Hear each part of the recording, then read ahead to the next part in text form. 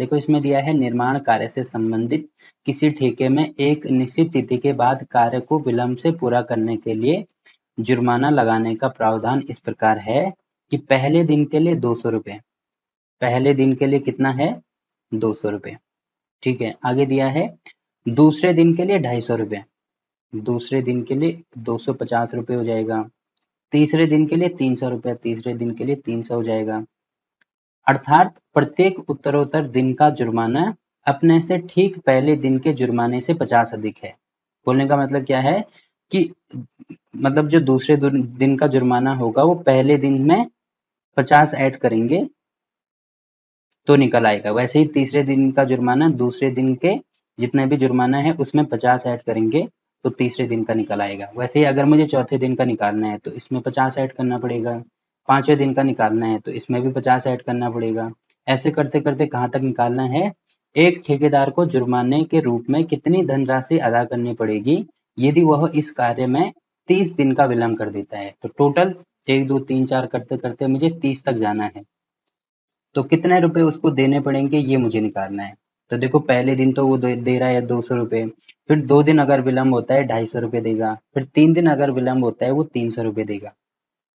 तो ऐसे ऐसे करते करते 30 दिन तक जाना है। मतलब जैसे अगर n की वैल्यू 1 होती तो उस कंडीशन में 200 रुपए हो रहा है। n की वैल्यू अगर 2 होती तो उस कंडीशन में 250 रुपए दे रहा है। n की वैल्यू अगर 3 होती तो उस कंडीशन में 300 दे रहा है। तो n की वैल्यू अगर 30 होगी तब कितना देगा ये हमें निकालना है। यानी n की वैल्यू तो हो जाएगी टोटल 30। ठीक है, n हमने निकाल दिया। वैसे आप यहाँ पे देख रहे होंगे कि ये एक एपी बन रही है।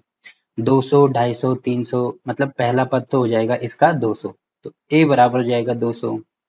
वैसे हम यहाँ से d निकाल सकते हैं। तो d कितना होगा? दूसरे पद में से पहला पद माइनस कर दो, यानी 250 में से अगर मैं 200 माइनस करता हूँ तो ये हो जाएगा 50 रुपए। ठीक है, 50 रुपए या 50 हो जाएगा। तो d की वैल्यू भी हमने निकाल दी 50। अब देखो हमारे पास n भी है, हमारे पास a भी है, हमारे पास d भी है। हमें निकालना क्या है? यदि वह इस कार्य को 30 दिन का विलंब कर देता है तो उस कंडीशन में ठेकेदार को जुर्माने के रूप में कितनी धनराशि देनी पड़ेगी। अब देखिए केवल अगर 30वें दिन के लिए पूछता हूँ, 30वें दिन के लिए यानी 30वें दिन उसको कितने रुपए देने पड़ते अगर वो पूछता तो उस कंडीशन में ए एन की वैल्यू यूज होती। मतलब ए एन बराबर A plus N minus one into D. ठीक है, क्योंकि ये एक सिंगल वैल्यू निकालने के लिए फॉर्मूला होता है। जबकि हमें टोटल मिला के कितने रुपए उसने दिए, यानी पहले दिन, दूसरे दिन, तीसरे दिन, चौथे दिन सारे मिला के 30 दिन तक टोटल कितने रुपए देगा वो, तो उस कंडीशन में हम सम का यूज करेंगे। ठीक है, यानी इन सबको जोड़ेंगे तो तभी तो 30 दिन में कितने रुपए उसने दिए वो निकल आएंगे ना। इसका मतलब इसमें कौन से फॉर्मूले का यूज होगा? सम का, यानी एस एन वाले फॉर्मूले का यूज होगा। तो ये होता है n/2 into 2a plus N minus one into d. बस आपको यहाँ पे ये चीज समझनी है।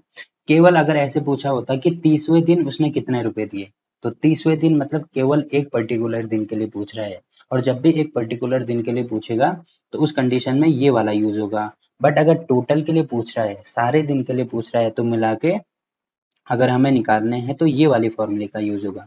ठीक है, तो इसका यूज इसमें करेंगे। तो अब देखो n की वैल्यू इसमें दी है, n बराबर हमारे पास है 30।